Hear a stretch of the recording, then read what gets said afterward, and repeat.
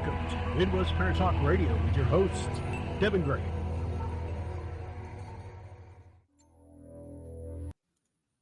Hey, welcome to Midwest Paratalk Radio. I am Greg, that is Deb, and you're listening to us act a fool. We got a good show coming up for you tonight.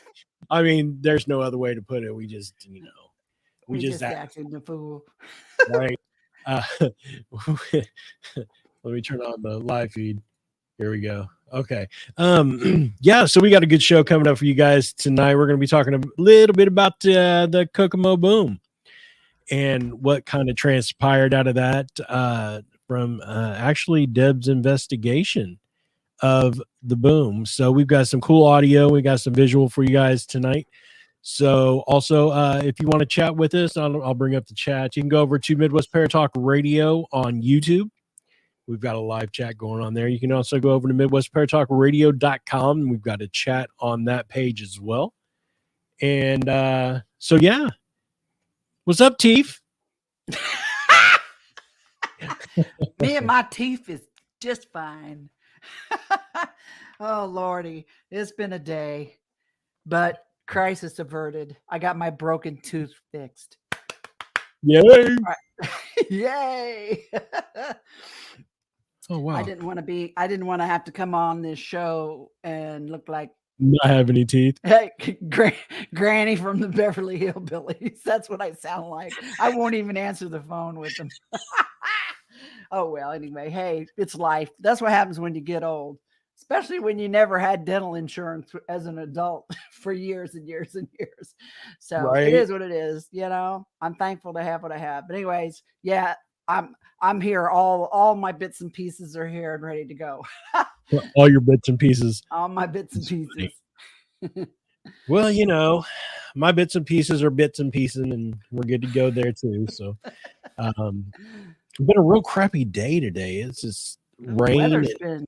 Yeah, but we need it. God knows we need the rain. I mean, hell, we've had over an inch here.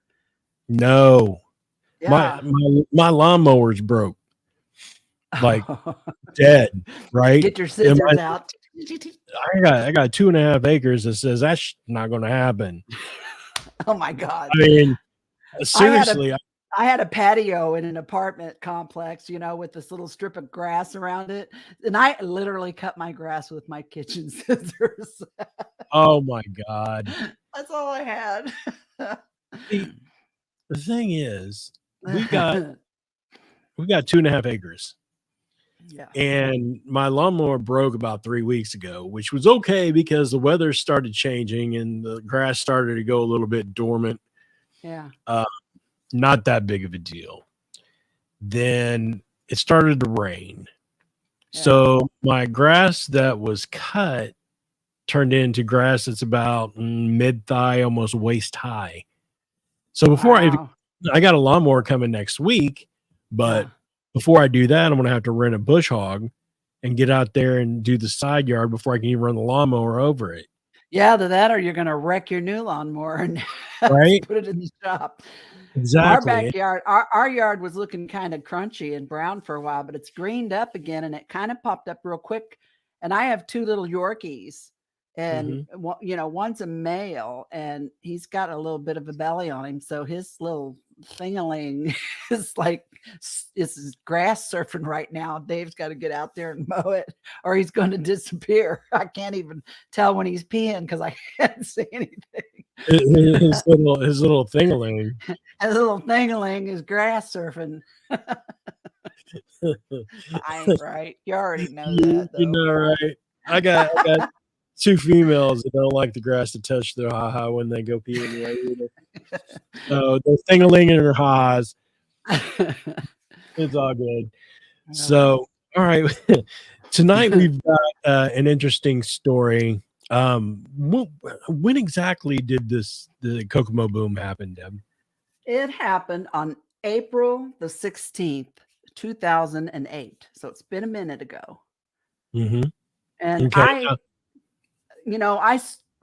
I had been out of UFO stuff for a while at that point because I had just gotten kicked back into it. Like the month before, I had had a sighting, and I hadn't seen anything for years. I'd had a sighting of the O balls, is what they call them, orange balls of light.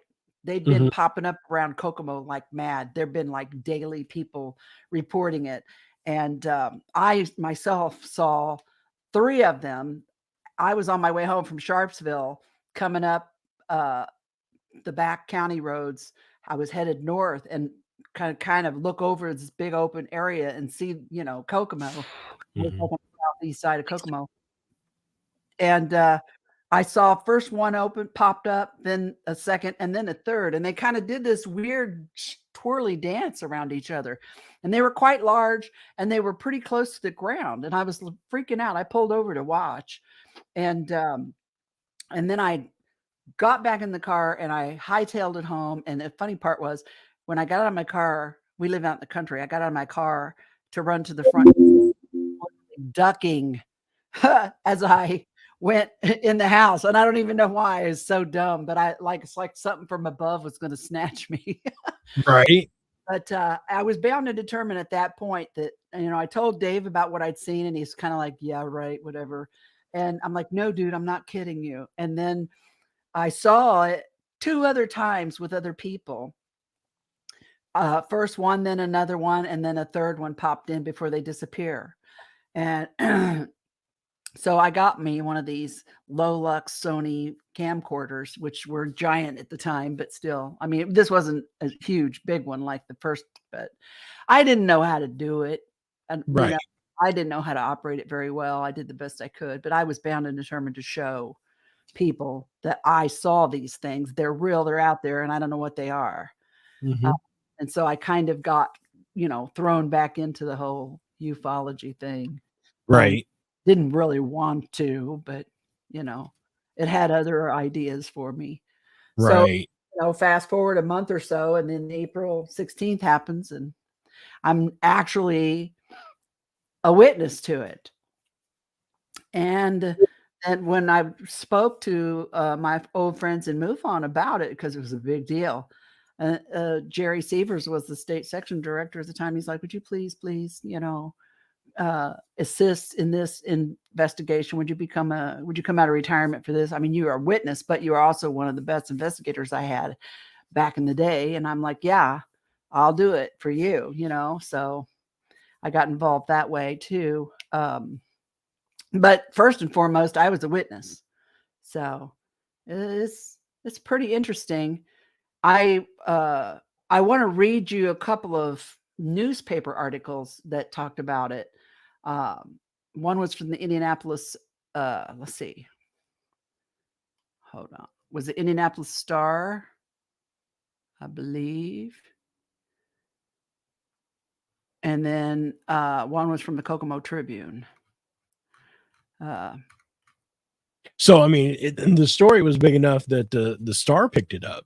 Oh, goodness. I mean, the Chicago Tribune had a story about it. It was on the national news.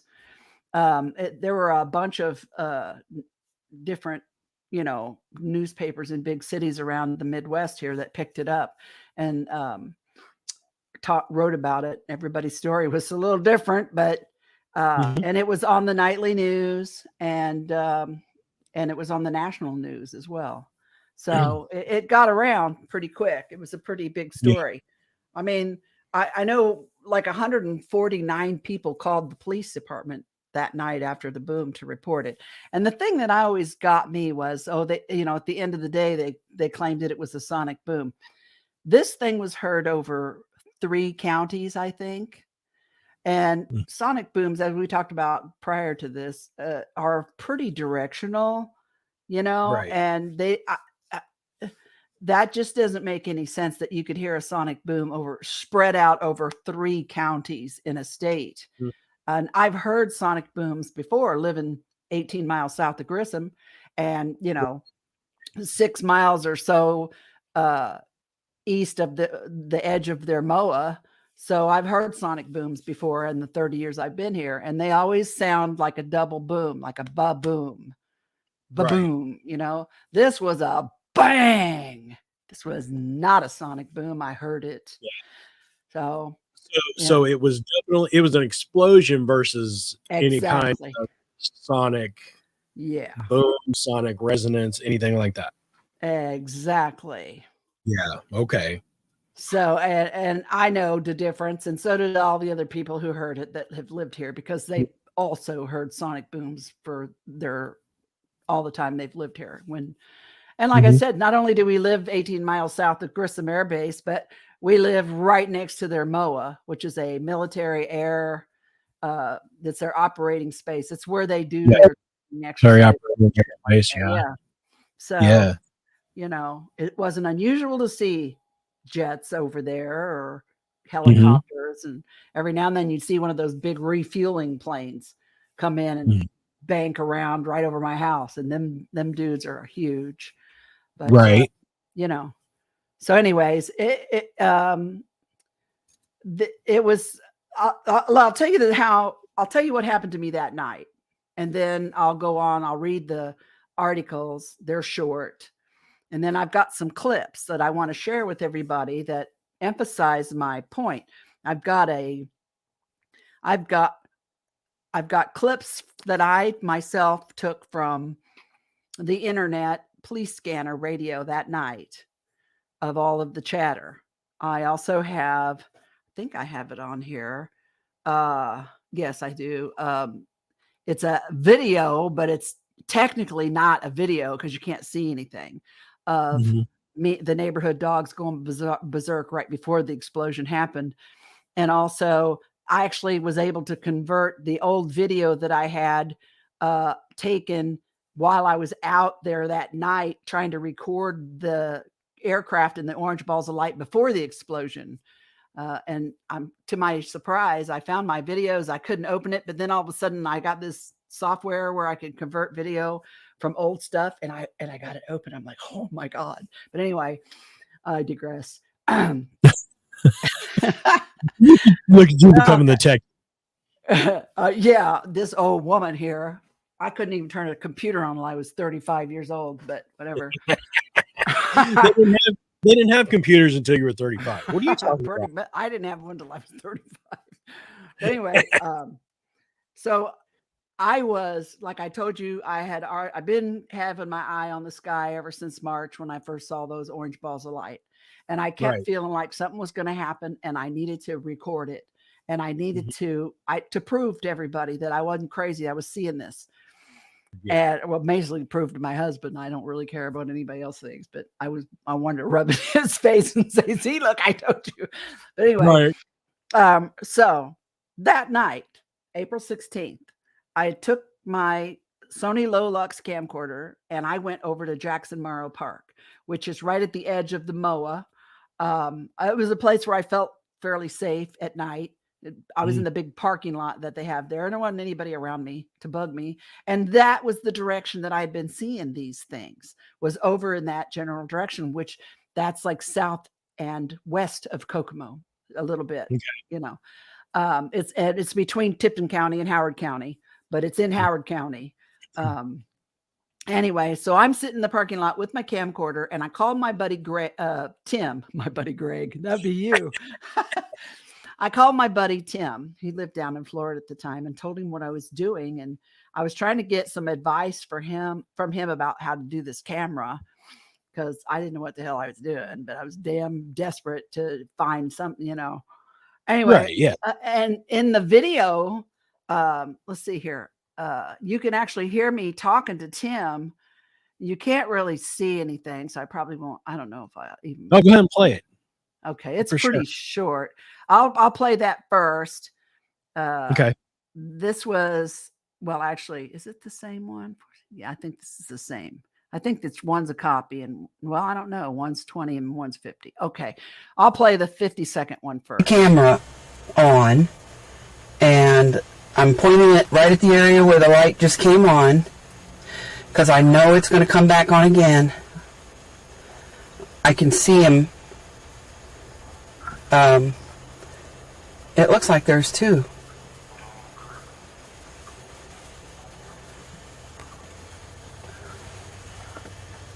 Damn. I've got the ground lights at the bottom of the screen. There's street lights and apartment lights because I'm looking over a field. There's two. Right now they're just flashing a little strange. Well, that sucked. You couldn't see him, but you can hear me talking to Tim. So, I mean, I'm there. Let me see what the next one is. Okay.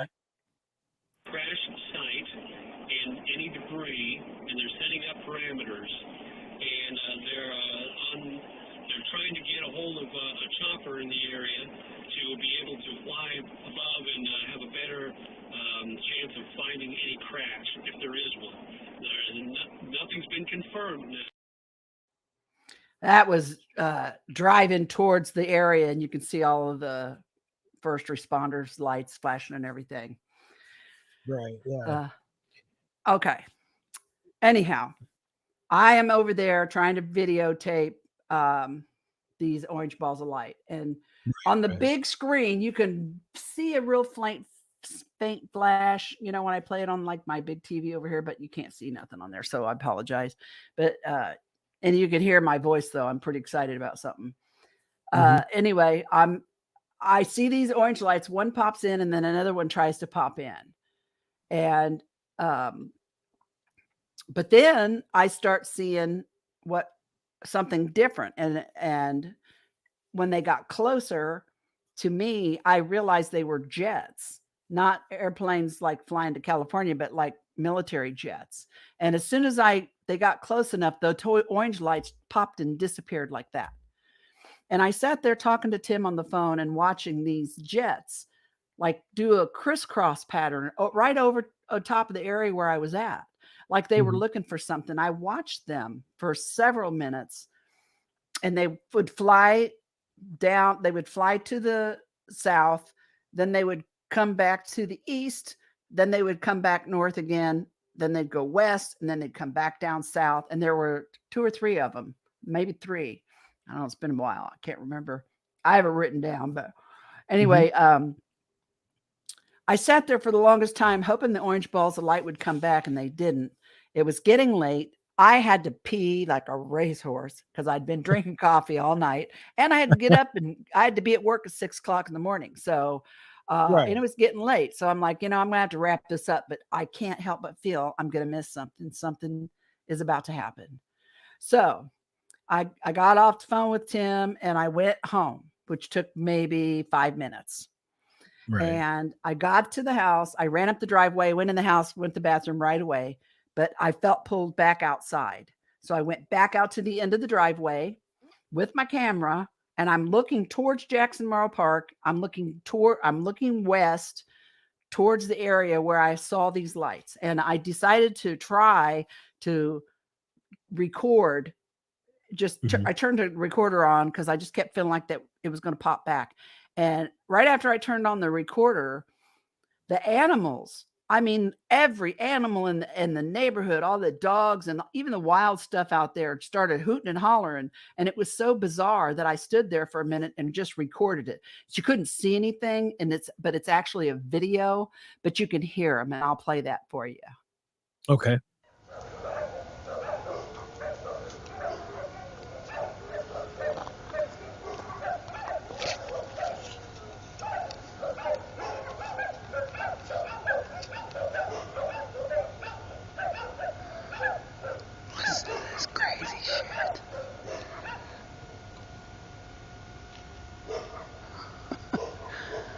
Oh my God.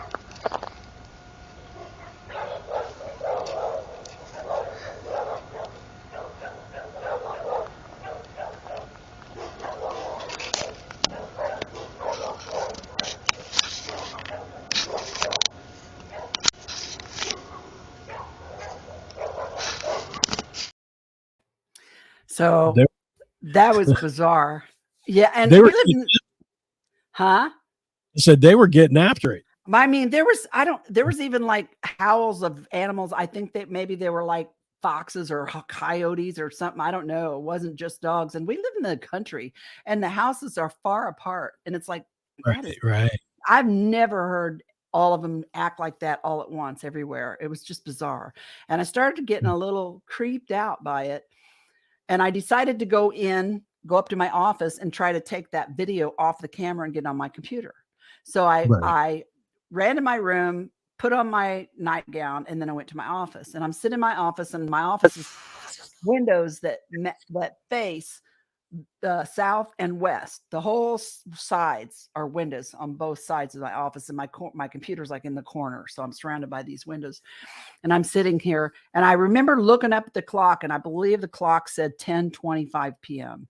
And just as I looked up at the clock, my entire office filled with like a yellowish orange flash light. And at the same time, my house, I heard this explosion, and my whole office was filled with this bright flash. My whole house shook, the windows rattled, and then I heard a thump, a loud, like something dropped on my roof. And I'm like, what the fuck is that? And I jumped up. I ran to the bedroom where my husband was, and I said, Dave, wake up, wake up. Did you hear that? What the hell was that? Something exploded. Everything turned a yellow orange. And he didn't hear it. He's like, So I grabbed my house coat and a flashlight, and I ran outside. And what I was thinking in my head was that, those jets that I saw crisscrossing, a few miles west of my house. Right. Yeah. I thought in my head, I'm thinking, okay, a couple of those jets must have crashed into each other up in the sky. And one of the pilots maybe ejected and landed on my roof, right? This is what I'm thinking in my head, right? I'm not thinking about UFOs. I'm thinking jets and pilots and ejected seats and what. So I ran outside in my nightgown with a flashlight, and I was looking for a parachute in my yard, for real. Yeah. I didn't see anything. And I didn't see anything, and I didn't see any fire in the distance. I was looking for fire, trying to see if I could smell burning smoke or whatever. So I'm like, this is crazy. So I ran inside. I got back on my computer, and I hunted up the page. I hunted up the scanner page, police scanner web. And I got on there, and the chatter was unbelievable. And I started recording. I hit record, and I got 6 hours. I let that sumbitch run for 6 hours and recorded all this chatter, even though probably after the first hour or so, or, even less, it died down, but I just let it run. And I'm so thankful I had the presence of mind to do that, because I caught some things that, oh yeah, you definitely caught some. Yeah, caught some things that definitely are the opposite of what the people had reported on these articles. I'll read you in a minute. Right. So anyway, the phone rings, shortly thereafter, and it's my son, who at the time was a cab driver, worked overnight shift. It's a cab company here that's out of town. It's out of business now. And he's like, are you guys okay? And I'm like, why? What's going on out there? Because, I knew he was out there. And I said, did you hear that? And he's like, Jesus Christ. He said, we got pulled off the road. EMS or whatever pulled them off the road and had their dispatcher pull everybody off the road, because there's so much. They've got, first responders coming in from several different counties, and there's so much traffic on the road. They pulled us all off and said there was a plane crash, and it's right out there by where you're at, Mom. And I'm like, well, I saw something, but I don't know what it was, because he was just calling to make sure that we were okay, because he was told that it was a plane crash right out here by where we lived. So he was worried about us, and that's why he called. So anyway, that was my witnessing of the, Kokomo boom. And here I want to read to everybody a couple of, so the next day, of course, that was all they talked about on WWKI radio station local. And they had a guy out there from Grissom Air Base who was kind of laughing, said, yeah, we had a young pilot. He got his foot a little heavy in the throttle, and he did a sonic boom, and he wasn't supposed to. Well, you're not supposed to do any of that shit over a city. That's what MOAs are for. You know, you're not supposed to get your foot in the throttle when you're flying over a little town that's got like 30,000 people living in it. Right. You know, that was bullshit. And I knew it when I heard it. And the guys he was very cavalier about it and blowing off the fact that people were reporting seeing stuff in the sky, you know, burning balls of debris and all kinds of other stuff. And in one of these recordings, you'll hear them say, somebody called up to Grissom and asked him what they got going on. What are they doing up here? And that Grissom comes back and says, all of our planes are on the ground, and they've been on the ground for about 30 minutes before this happened. So it ain't us. So, but anyway, and you'll hear that in a minute too. Well, and before we get going on that, okay, when we talk about MOAs, I mean, that's pretty much restricted air, whatever they call it, airspace, right? Yeah, I got so local. Even twin props or even single engine airplanes that would be in anywhere around that area in a little bitty, you know, backwater airport would know better than to fly in that area though, right? I mean, is it? Well, at least when, you know, I mean, I'm assuming that if Grissom has something planned out there, they're going to notify, they're going to have people, you know, not be in that area. That's the whole point of having a distincted area, you know, a space for being able to do that and not having a bunch of yahoos just flipping around in there for, you know. Right. Okay. That's the point of a MOA.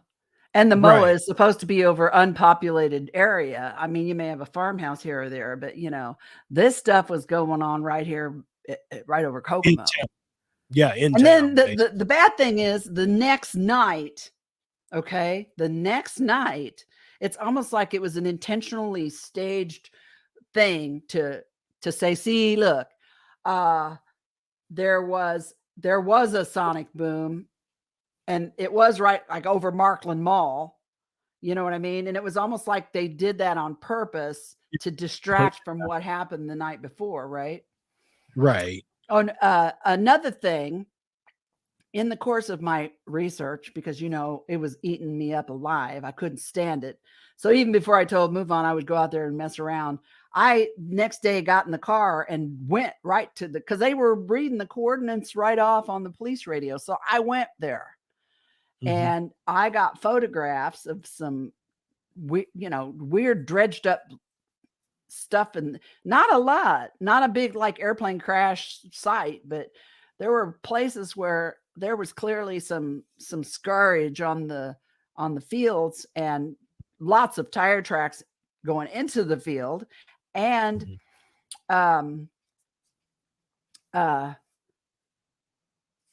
was going down 26, I started to head west on State Road 26 right off of 31, and I was stopped. The road was completely closed. And there were barriers everywhere. And not only was the road completely closed, but they literally dug up the asphalt all the way across the road. And there were big piles of dirt everywhere where you couldn't even drive around it. And it was like, what the did these fools do? I live there. And I tell you, when they go and tear up a road and close a big road like State Road 26, we have plenty of notice. They tell you about it in advance, and there's signage up that says after X date, this road will be closed, detour, blah, blah, blah. Yeah. None of that. There was none of that. None of that. It just the next morning, bright and early. It was closed. It was just done. Yeah. And I have the photograph. Can't remember where it's on here. Oh, here it is. Oops, my bad. Yep. Look at the piles of dirt on either side where they literally scraped up the asphalt. So you can't even go through. Right. And look at all the mess on the road. So no, like that the day before. Not at right. So leave that picture up. So just for context, the field that the anomaly went down in, right, was the left or right of this area here, It or is was this to the left of this by a few miles, but this was okay? one of the main ways to get in there. Okay. But it was to the left. That was, and I'm Mhm. like, you ain't gonna stop me. I already know my way around them backcountry roads, son. And I took off a four-wheeling, and that's how I found some of the other stuff. Right. Like There it this is. was Yeah. this was in the middle of a field, and all the field had just been harvested or Mhm. hadn't been planted yet. And I mean, because this was April. Right, So right. I So, now mean, there was that. looking at this picture, and this is what I was trying to figure out when you and I at first started had talked about this. It's like it's not a crater where if you Mm-mm. were to expect an airplane to crash into the ground, you would have some sort of crater that or scorched earth or something. What it almost looks like is that dirt has been backfilled into an existing hole. I don't know what it was. I didn't have a chance to get real close to him because somebody came up to me, pulled up Oh, near me. Here's another shot of an area. It's almost like it's like a skid mark or a, a mhm. little. In my mind, I'm picturing like not a lot, like just small pieces of debris that were left. Like whatever was up there that got toasted there wasn't a lot of it left. You know what I It mean? yeah, it almost looks like to me like it's a crescent indentation into the ground.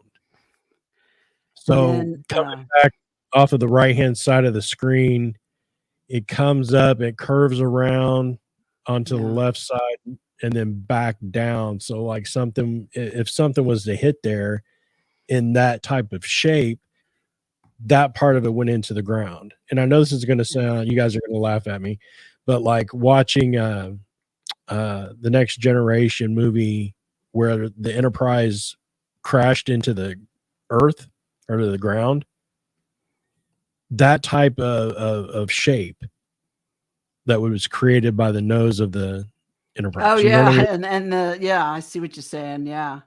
Well, here's a little video clip I took in my vehicle right before when I rolled up on it, and you can see like muddy tire tracks going off the road into the field and back, and this was Mhm. right before the guy in the truck pulled up behind me, and I hightailed it out of there. I didn't want a confrontation with anybody. Right.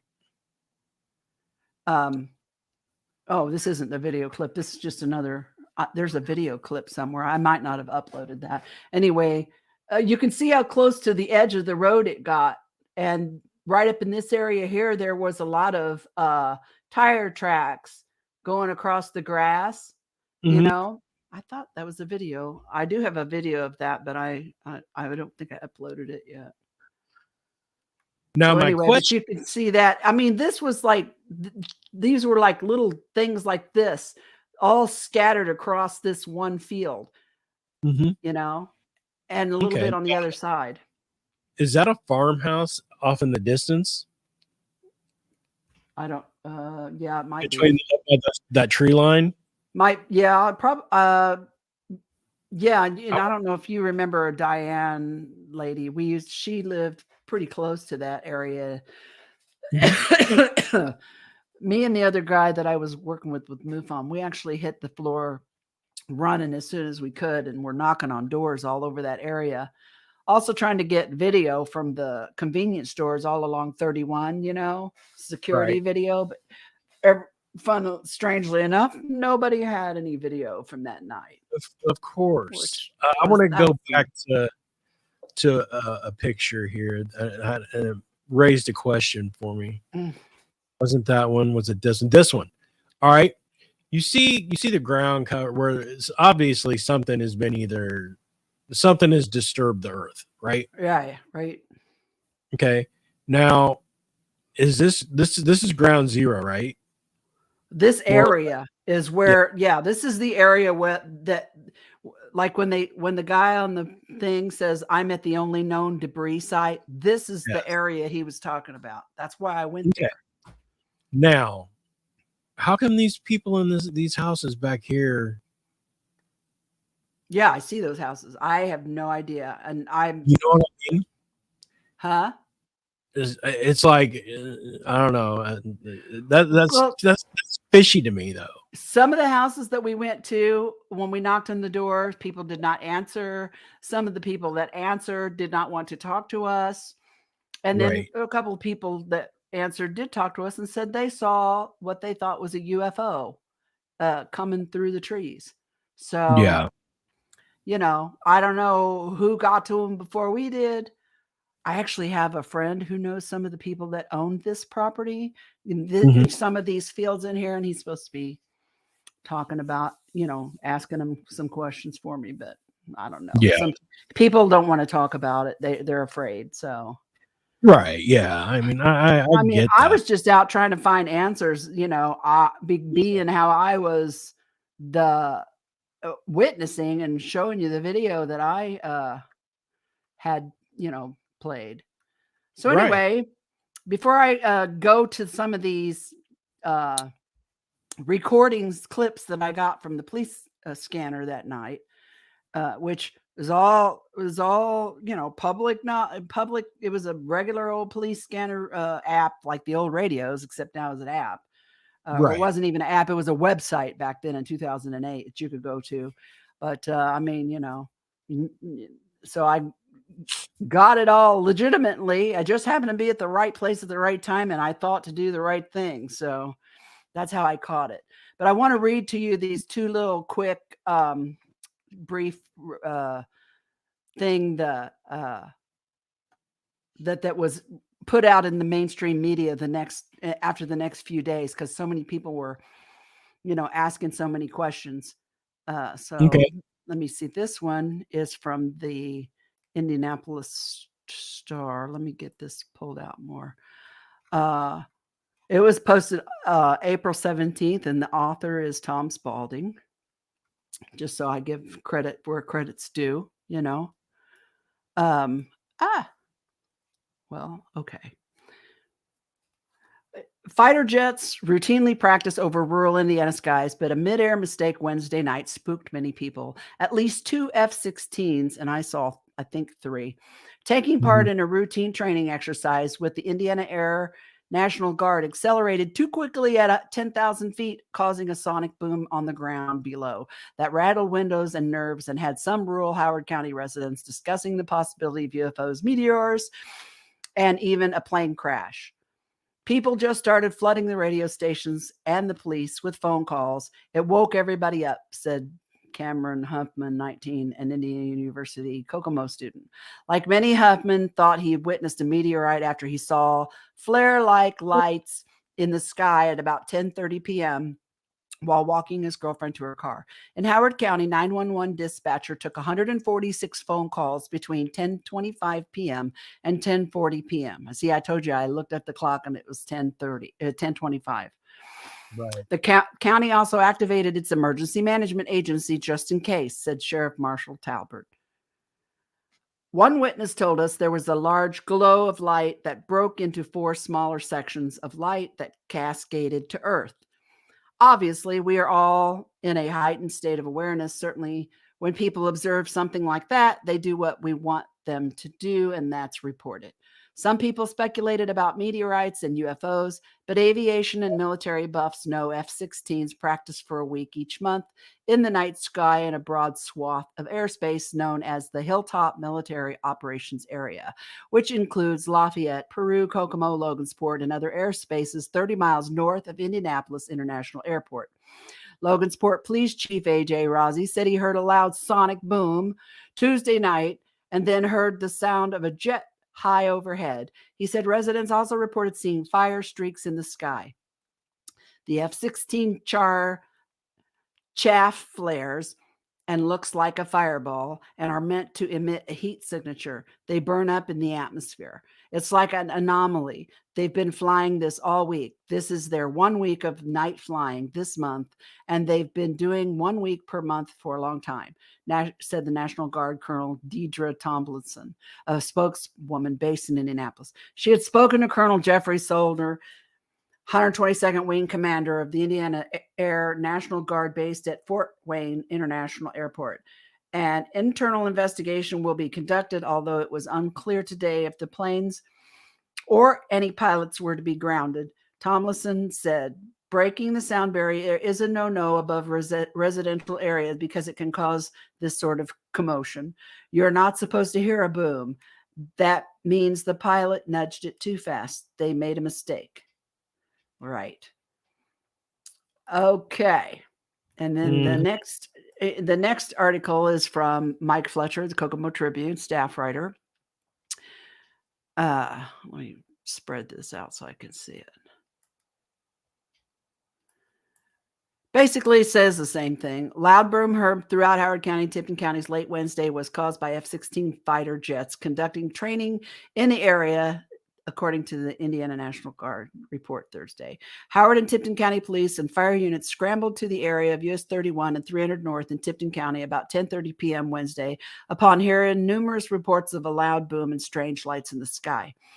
In Howard County, 911 dispatchers took 141 phone calls within a 15-minute time frame between 10:25 and 10:40 p.m. Normally, the 911 center averages 15 to 20 calls per night. Initially, police thought it was an aircraft crash, but without any evidence of a crash or any debris, police were left puzzled. You can hear, this is not in the article, you can hear in some of this that there's a lot of chaos and they're running around. But when you hear a guy saying, I'm at the only known debris site, you automatically think, if our police officers can't tell the difference between a sonic boom and a plane crash debris site, we got problems. Okay, right. Back to this article. Speculation ran rampant that the booms and lights were either a plane crash, a meteor shower, or even UFOs were mentioned as the culprits. A representative of the Indiana National Guard in Indianapolis said Thursday that the Guard takes responsibility for the recent nighttime disturbance in Kokomo and Logansport the past 2 days.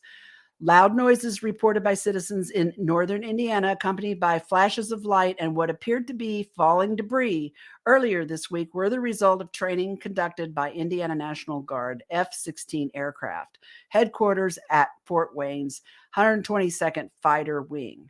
A press release from Colonel Jeffrey Soldern, commander of the 122nd Fighter Wing, stated, the Indiana Air National Guard conducts training missions on a daily basis. All of our military members, including our pilots and crew members, require the most realistic training possible for their own safety and those they work to protect. The release explained that F-16 aircraft routinely train with the countermeasure chaff flare system. I don't know if I'm saying that correctly. It's CHAFFE flares, which draws heat-seeking missiles away from the aircraft exhaust.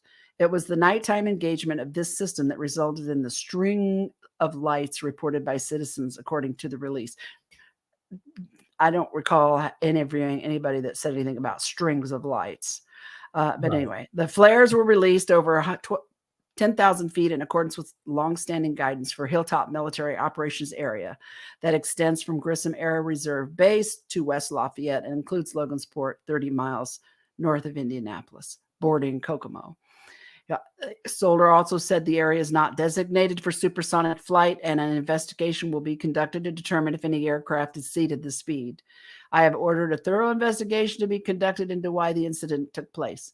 I have also ordered that our flying squadron conduct a complete review of the tactics that were in practice at the time. We will ensure that our pilots review airspeed restrictions in all of our practice flights training areas, and that these restrictions are briefed prior to each flight. Larry Smith, director of Howard County Emergency Management Agency, said his officers were ready in case any wreckage was found. We started activating our guys when the sheriff department called. Smith said of the incident, we set up at 31 and Indiana 26, which we heard it may have come from 300 North area in Tipton County. That picture of the road tore up was that I showed you was Indiana US 31 looking west on 26. Yeah, that. This one here. Yep. Anyway, Then we heard it may be in the area of Clinton and Howard County line, so we set up a grid search of the area and found nothing. Smith's secretary, Janice Hart, said she was lying on her bed talking to her niece when a loud explosion rocked her home. It just shook my house to its depths. As soon as it happened, my niece said, "Oh my God, Aunt Janice, what was that?" I looked out my bedroom window and my husband went to the front of the house to see what it was. Hart, who initially thought an explosion had rocked a nearby factory, was busy Thursday morning handling calls about the noise and the lights. It's all they're talking about. I had numerous calls asking if it was a sonic boom, a meteor, even some people joking that it was a UFO. Logansport Police Chief AJ Rossi said he heard a loud sonic boom Tuesday night and then heard the sound of a jet overhead. He said that residents also reported seeing fiery streaks in the sky. He said that it's common for a 122nd to conduct missions in the area and believes F-16 training almost certainly explain the sights and sounds.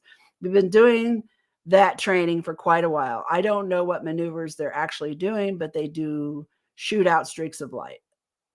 The Associated Press contributed to this report. Anyway, so I mean, that's all fine and dandy, but that doesn't jive with what the police scanner folks were saying that night. It also doesn't jive with some things that were discovered later after the fact by a film company that came out to film a show called Discovery X about the Kokomo boom. The producers of that show informed me and the other fellow that I was researching with that they had gotten a hold of some radar data from that night that showed not only 2 or 3 F-16s in the area, but 3 different anomalous objects behaving in ways that we don't Not do. normal. Right. Yeah. To high speed, right angle turns, and then taking off, and then the jets chasing them. So, and this is what we were told by these producers from this show. But this was after the show had already aired that they were able to get it. So it never made it to the air. Much to the chagrin of me and the guy that I was working with at the time. Right. Yeah. I'm going to see if I can find a picture of heat flares from the aircraft and what they actually look like and what they're trying to say they were.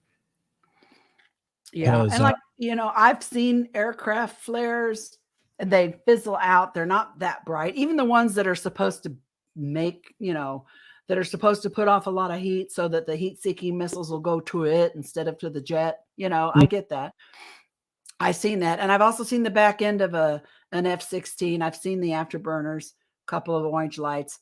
They don't do what the orange balls of light in Kokomo have done. Not at all. I've seen them both. I've been flown over by an F-16, and when they're coming at you, you don't really hear them that much. And you hear you don't hear them until they're like right on top of you and going past you. When they get behind you is when you hear them the most. And also, again, like I said, sonic booms are a ba-boom. They're loud and they'll shake a window. There's no doubt about that. But they're a ba-boom. And this was a bang. Right. This was different. I heard it. I am aware of the difference. I'm not, somebody that's not as informed as I am, possibly, okay, that's what it was. But no, because I know the difference. And I'm thinking to myself no, between what I heard, what I saw, what I heard on the police scanner, what I saw that night, the way the animals were acting. No, that doesn't line up to me. Right. So yeah, it's super fishy. And you really got me with the audio of dispatch and the officers talking. Yeah.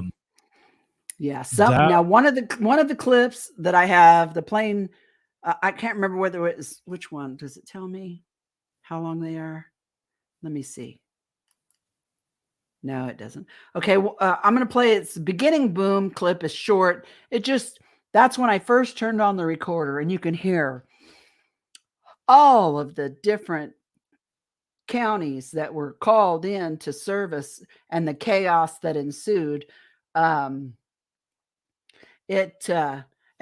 we've seen tons. We used to sit out in out in the back at Glenn's house and watch them drop flares. And we knew what it was because we'd seen it. And like I said, the next night they were out there dropping flares. Right. And there was a distinct difference. Okay. Right. So, yeah.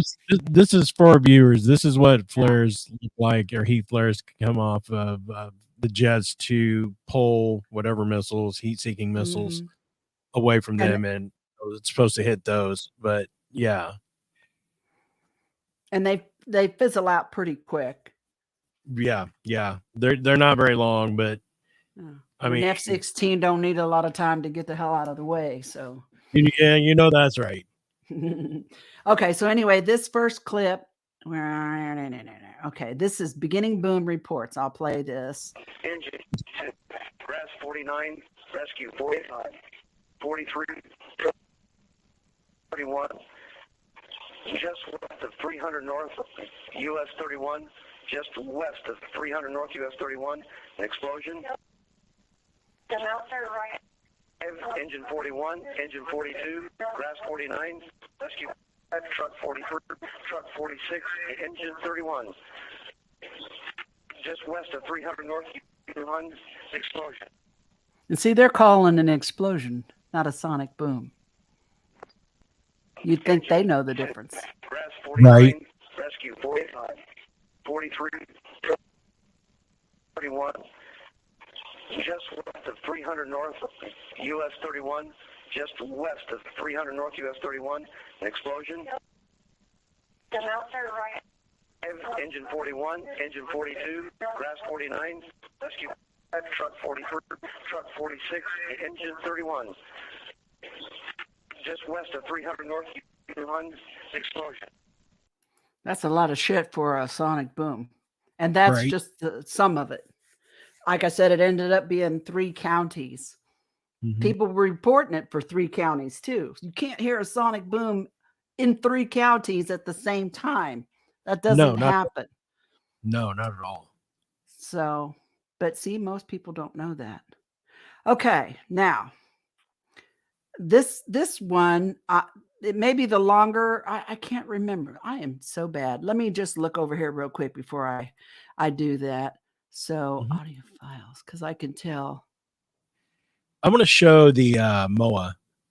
Okay. Map while you're looking for that.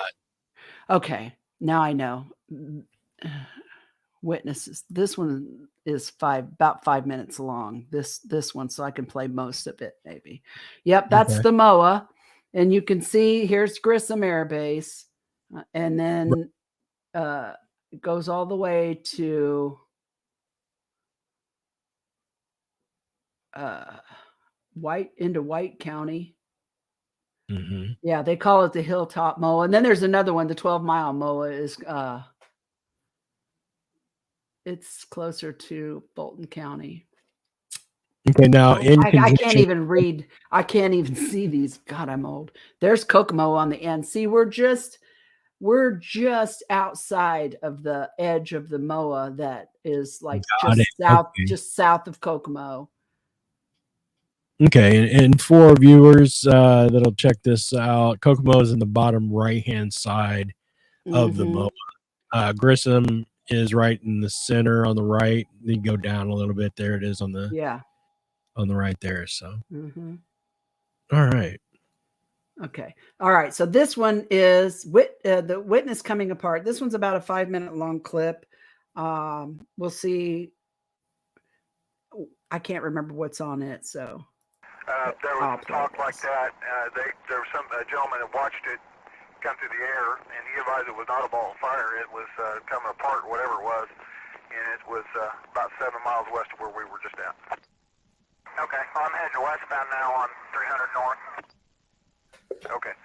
County, might have all of our units that are going to be obligated to Tipton County to go ahead and switch to Incident 1, and that way we'll take off main dispatch. That's so people like me can't hear it. Assisting in Tipton County. Switch to Incident 1. Incident 1. All regular traffic for Howard County can stay on Sheriff's Dispatch. County 3468. 3468, I apologize. Lots of extra traffic. 27 south, 440 west shows on my map. On the east side of the road on 440 west. However, the mapping does not show an actual house there. I don't know if it's something that's been built recently. Hey, County, there's not a house. It's open field. I'm at 21, so. Affirmative. They advise all their airplanes are accounted for. Okay, were they training in the area? Several of the residents here report that they saw planes that they thought were for Grissom in the area. They advised all their planes were accounted for 30 minutes before this had happened. Their last plane had came in 30 minutes before this had happened. Go ahead on 2. 36 up on 2. Go ahead on 2. I'm sure you guys probably figured this out, but if you would turn on 6, 8, or 13. My wife is saying that the national media is broadcasting this as that it happened north of the North Chrysler plant. I can't verify that, obviously, being down here, but if you could just let us know what they're saying. There was all kinds of shit in the air over Kokomo because that's several miles north of where I was. Yeah. Like that was like 8 miles north of where I was taking pictures. 42, 10, 43. All the fire units, EMS, everything from down in this direction, from Tipton County, is concentrating their search to the west of us, and they're checking every intersection and farm between here and there. Clear.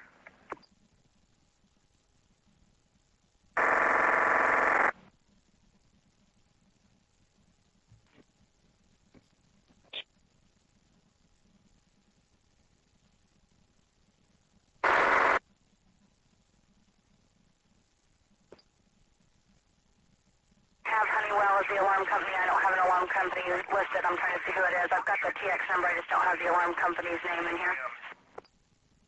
Alpha Matt has Honeywell stickers.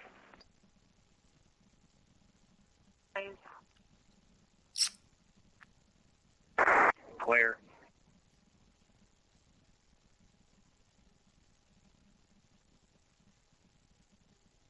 Well, can you confirm that?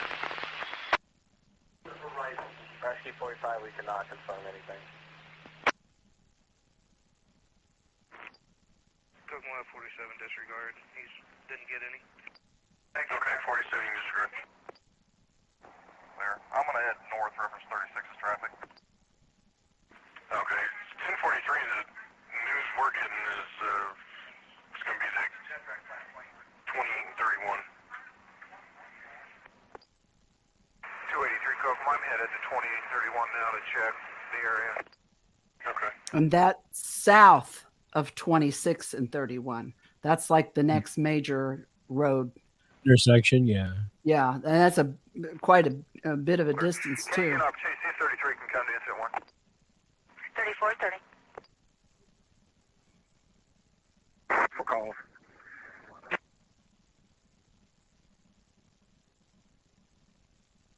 Then lost it at that point in time.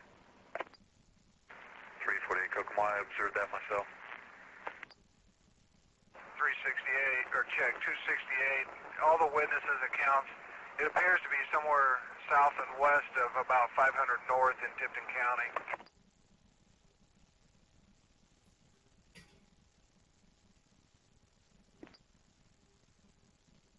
Class A. 3430, 3433 on I-1.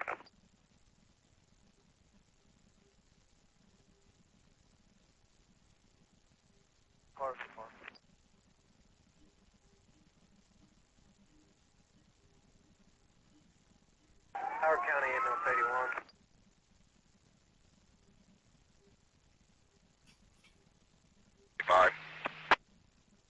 Guys, there was some talk like that.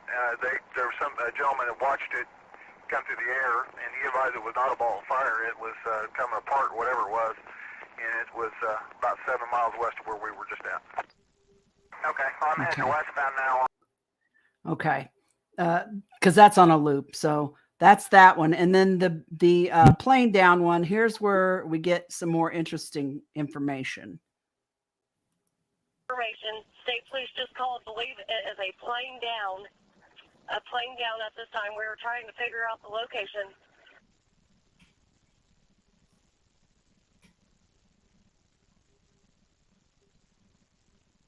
Hey, I thought it was closer than that. They must have had a huge one.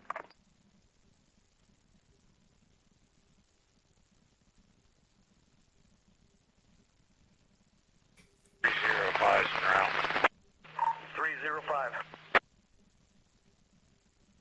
Contact EMA 1 and see if they're going to have to render them some assistance. That's going to be a fairly decent sized explosion. 3430, we are on the TX with Tipton now trying to sort it out. They have had an explosion at this time. They can't advise what. Okay. West of 300 north, or west of 31, 300 north, correct? Still sorting that out. Where they have units close. A large explosion. We're sorting that out.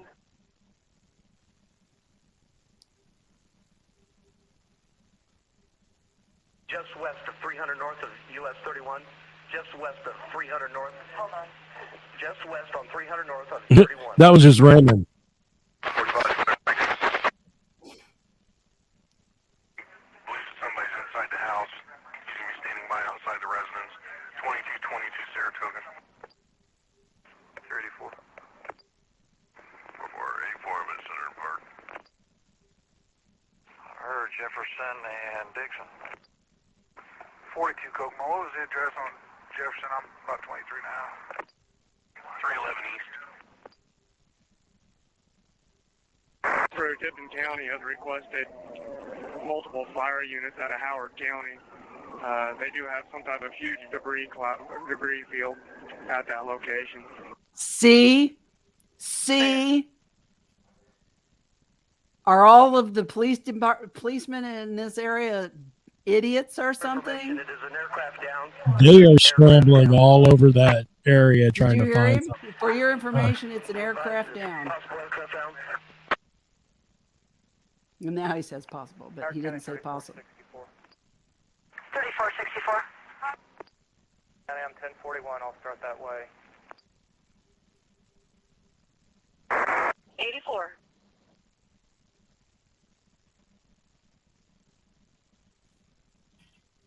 In direction whenever we do find this.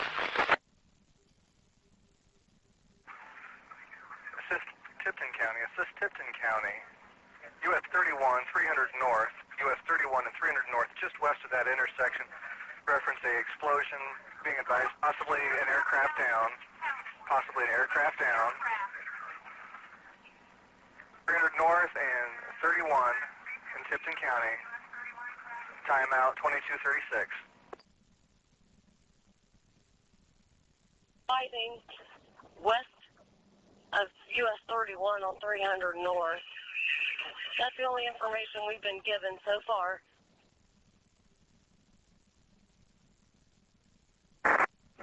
I'm clear.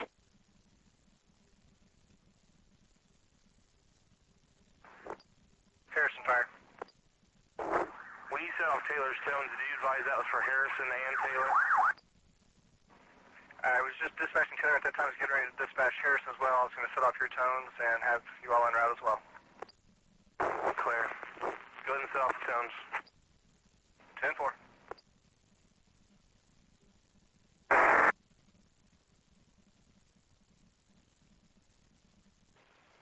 A north car and a south car signaling with me at Markland, Washington State. 42 Kokomo, head that way. There's 2 units here. Okay. 283, the only one that's 42. Turn off your sirens, dummies. 6 for a welfare check. Okay. 344, 366. Some of that's local chatter. Good.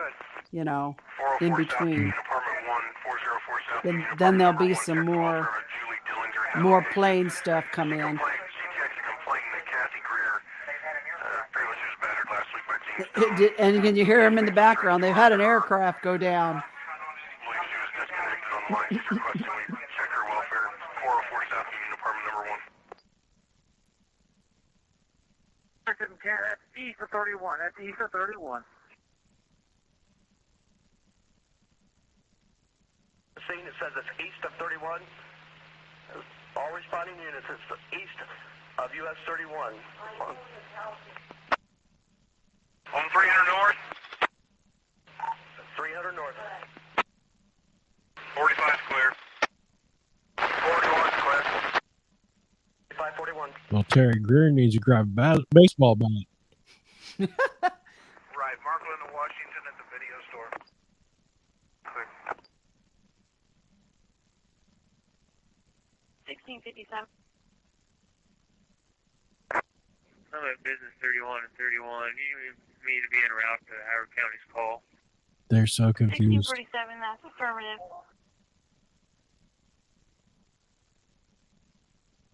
Got what size or anything else yet? Negative. I'm about 25 and 6 north, south of 26, and not being able You to know, do and the anything thing yet. is, I have no doubt in my mind that they can do their jobs. But I feel Fountain Market, or ticket, Market. 336, stimulate with me at Southway. I feel like the longer that this goes on, the more Superior and Main. outside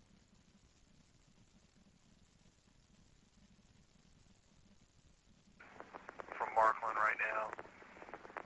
I'll wait till you catch up with outside local Well, law you can call enforcement myself. hands are putting it, getting into the cookie jar, Yeah. and it's convoluting everything.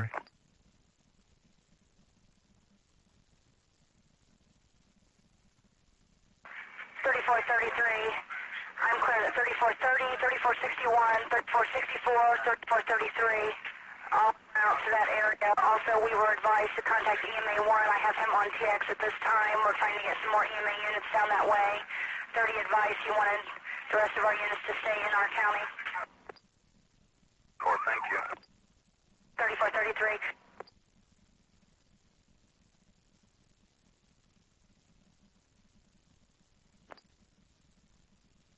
66 Kokomo, what was the name?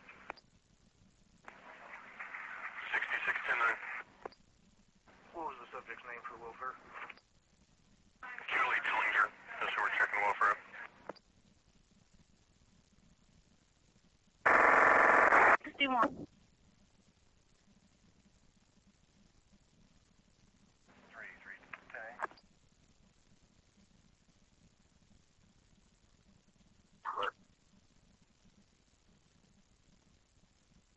A mile west of 31, and I'm back on the east side now. Clear, thank you. They were crawling all over that I've got place a bunch of traffic southbound on Park Road out of our county. because people started driving out. I've got neighbors telling me they've heard a boom, but nobody's been able to tell me where it's at, and nobody's telling me where they ain't debris at.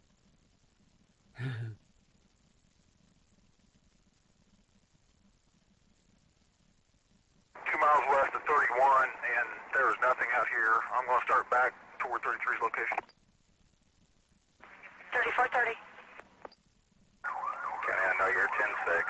Contact the base. See if they can advise anything that they may or may not have had on their radar. 3433. Howard County 3447, 1041. Yeah, I'm clear. Keep midnights in Howard County when they call. 3447, just 1043. 3464 is already in Tipton County. 33 is advised they want to keep him there. That's fine. 47. Being advised off to the west of that location. He's frustrated. Yeah. 33, can you advise? Not yet, Rich. I'm still southbound on Park. I've got people branching off of Park. It's like they're looking for something, but no one's coming up with anything. Harris County 3461. Who are the people? County, I'm here at the location at 3 North. There's nothing here. 61, we're going to try to reestablish connection with The people with the love of the color last time green. we talked to them, they just said send everything they had that direction. They gave us that intersection. You may want to go direct with 1661, Ron Fisher. He's stating that he's getting information. It's at another west coordinate, about 3 miles away from our location now. 1661. At some point, I don't know if we already heard it. 68, I don't need you. This is code 9. Code 1 today. At some point, I heard somebody say, "I'm at the only known debris site." Did we already hear him, or is that coming up? No, we haven't heard him yet. 6198. 60 west and 300 north. 84.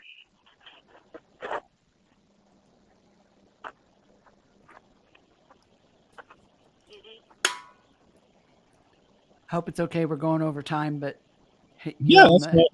you on the radio station.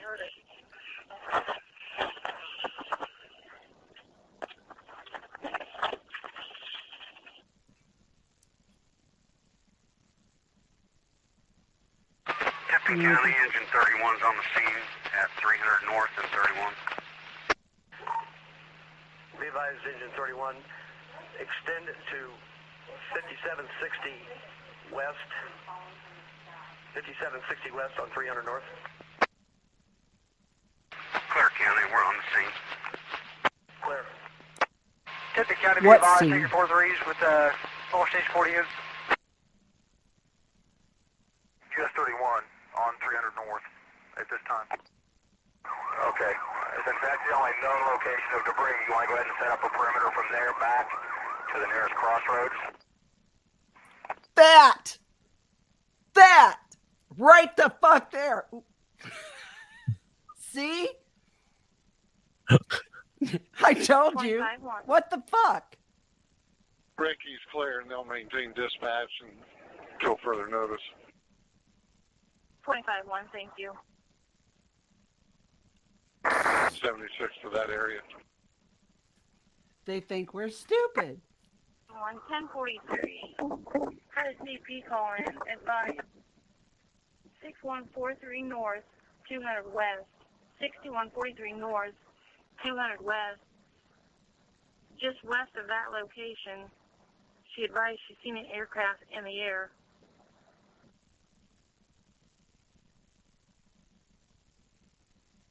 Where exactly are we going?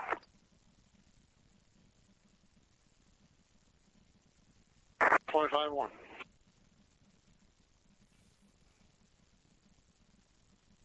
East and north.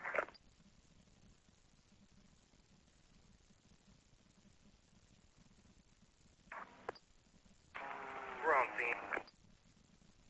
We're on the scene. Yep. What scene? En route, non-Singleton. 84, just information. State police just called, believe it is a plane down. A plane down at this time. We were trying to figure out the location. That's the end of that loop. Come on now. Does that sound like flares and a fucking sonic boom to you? It does not. No, it does not. Jesus Christ. I wish somebody would.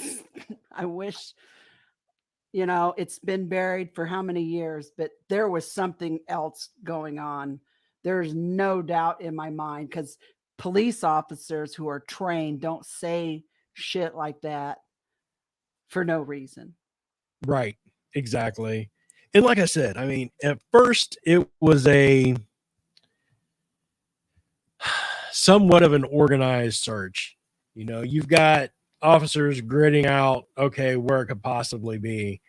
And the more you listen to the video or the audio, the more chaotic it became.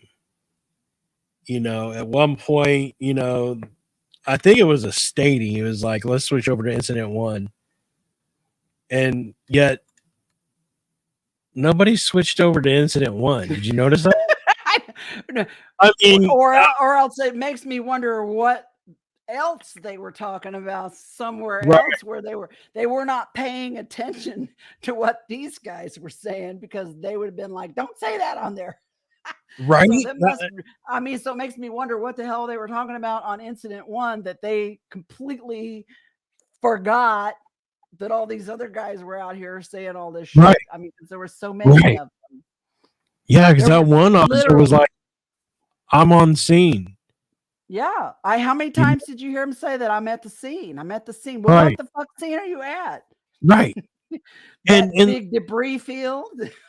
Right. And why in the world? I mean, I would almost gather that the individuals that live in the houses like right around that field don't live there anymore. No, they probably don't. I don't know. But and also I could have told you when we went knocking on doors, a lot of people didn't even answer their doors. How many people were out there and were told, don't say anything or you'll regret it, you know, pretend like this didn't happen. I mean, it's not like that doesn't happen, you know. And we even had reports later of witnesses that told us that they saw multiple Walmart semis out in the middle of nowhere. What they were doing out there, we do not know. I could never find any way to verify that, but I had eyewitnesses that said they saw several Walmart semis lined up along the side of the road out in the middle of nowhere. What were Walmart semis doing out in the middle of nowhere in this area? See, that poses 2 questions. Why were they out there? And what exactly does Walmart, what kind of deal do they have set up with the government if they were involved in removing some shit like that? Do you know what I'm saying? Or was it really a Walmart trucks, or was that just a cover? Right.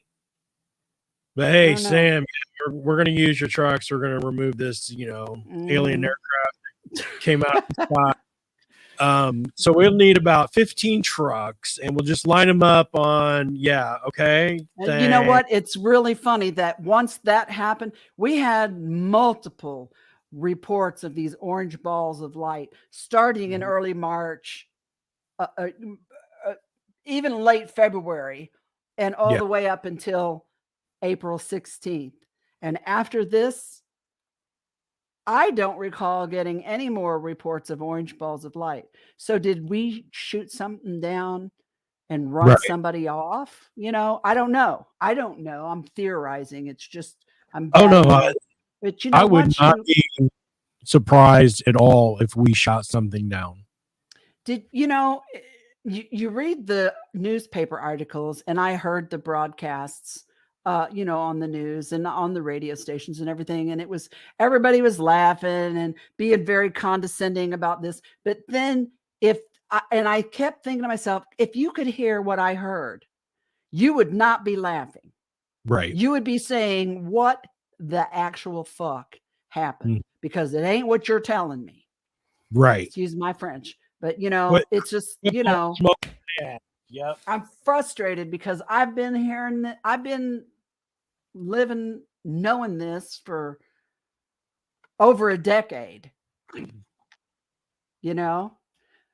So, and that's why I'm telling you that there's something comes around Kokomo. Good God. In 2013, when the tornado hit my house, okay? Right.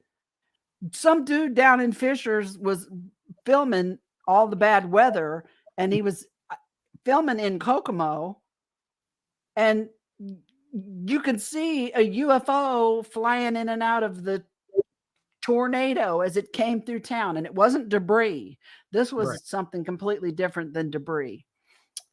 So, I mean, Kokomo has got some What is Strange it? shit. I don't know, man. But you about to find out because you're going to come up here and do some ghost hunting. I will be up there later this month at the Davies house with Boonville, Indiana Paranormal Society doing an investigation there. I think what they're saying is it's going to be the last investigation there. The people that own it are going to sell it, or they're not doing it or whatnot. So it ought to be an interesting type investigation. I saw that video that you had sent me as well through Messenger. I just hadn't been able to watch it yet. So I'm going to get on that and look at that. Angie Parker said, sure, she'd love to come on. So we'll get her squared away for that. But yeah, I mean, what is it with Kokomo? It just can't be gruesome because, I mean, we've got a National Guard down this way. I mean, I don't live but a spit across the river to Kentucky, and you know, they got some important military places down there. Ohio. Well, I don't know, but if anybody hears this broadcast tonight and they know something about the boom, or they witnessed, or they remember it, hit me up. I want to hear what you have to say. Right. You can do that. Actually, you can do that two ways. You can hit Deb up. You can hit us or hit me up at gcable@midwestparatalkradio.com. And then I can pass it along to Deb. I still got to get you set up with one of those. But yeah, it's an interesting story, and there still really isn't an answer. There really isn't a legitimate answer. There's just some cover story tossed out there by the National Guard, the Air National Guard, which is just bullshit. Right. And they don't have enough cheddar to be throwing out bullshit.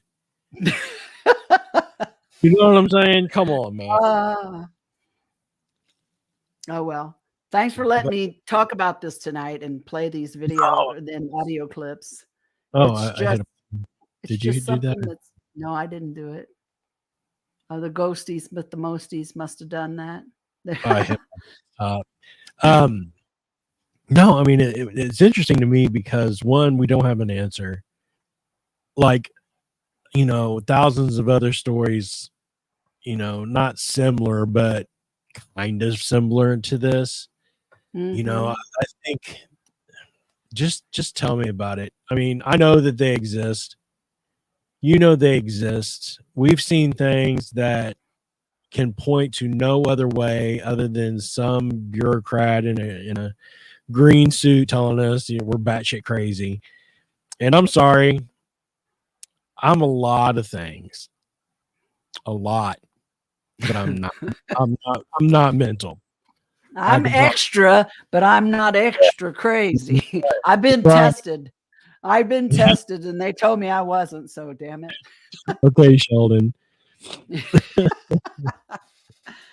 But yeah, I mean, it's just interesting to me, and I don't know, man. Disclose to me. Let me know. You know. Quit trying to hide it from people. I don't. Obviously. You know what? People aren't going to jump off of buildings like they did during the War of the Worlds broadcast on Halloween back in the day. This new group, this new generation of folks around here. I mean, good God, the government basically said, you know, we're going to research UFOs. We can't explain some of these. So basically they're saying, yeah, UFOs in their UAP, they changed it. Right. Our thing. And I can't tell you how many memes I saw that said, oh, you know, this happened today in government. And oh, by the way, UFOs are real and no one cares. I mean, you know, people are like, yeah, we already know. Yeah, we know. And the young generation, you know, it's not a question of if, it's a question of who and when. Right. You know, because they already know there's something else. I don't know. I've not seen anything here yet. But and I'm not going to trust government for disclosure. Good God, I can't trust anything they tell me when I read stuff like those two articles that I just read to you, and then hear what I hear on the police scanner and see what I saw with my own eyes. And and you think I'm going to believe you just because you know, I don't trust that either. Disclosure is going to happen just like it did on April 16th, 2008. and it's going to happen all over the place. You know, it's in front of a bunch of people, and there won't be denying it anymore. It's not going to come from some government, an American government or any other government. No. What was it? There's multiple governments outside of the U.S. I guess that is an oxymoron, but anyway. Well, they're more open about it than like Mexico and, you know. Right. Yeah, you know, they're France. here. Yeah, that's what I was thinking too. I mean, they've shared video. Mm-hmm. And you know what I think is interesting too is when, you know, they talk to the OG astronauts. You know, I think was it Buzz Aldrin that had sightings and came out saying that he had seen things while they were up on mission. I can't remember if it was him. Who's the other guy? Chuck Yeager. Is that his name? Speed of sound. Armstrong. I don't remember. I can't remember. It was the 60s. I'm all man. jacked up on caffeine. Right. That was the 60s. I was like 10. Yeah, I wasn't even born yet, so I wasn't alive when they landed on the moon, but I was alive to know that Elvis was alive, John Wayne was alive. Who else? I mean, like some famous people. And it's like I'll tell people that, and they'll be like, "You're old." I'm like, yeah, I am. So anyway, all right. Well, check it out. We're gonna wrap the show up tonight. We want to thank you guys for hanging out with us here tonight on Midwest Paratalk Radio and listening to the tale of the Kokomo boom. If you have any questions, comments, or concerns, you can always hit us up through the YouTube page at Midwest Paratalk Radio, or you can email me at gcable@midwestparatalkradio.com. You can go to the website, and there's a little chat page up there. You can put questions in there. And like I said, Deb, I'll get you an email for that or whatever. Or do you want to you put your email out there? Yeah, my email, it's debcobble@gmail.com. Just shoot me an email.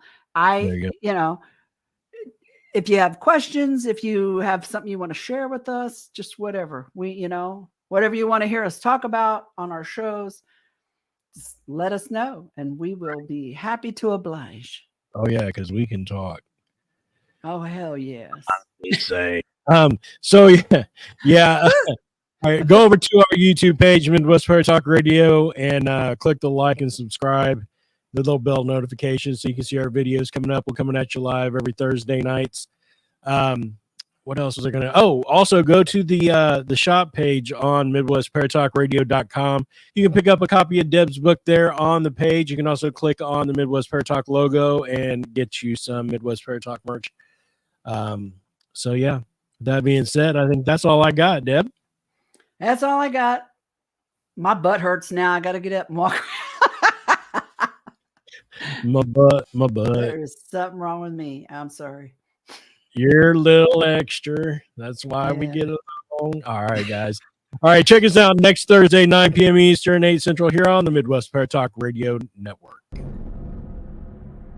Thank you for hanging out with Midwest Paratalk Radio tonight. Remember, you can catch us every Thursday night, 9 p.m. Eastern, 8 Central.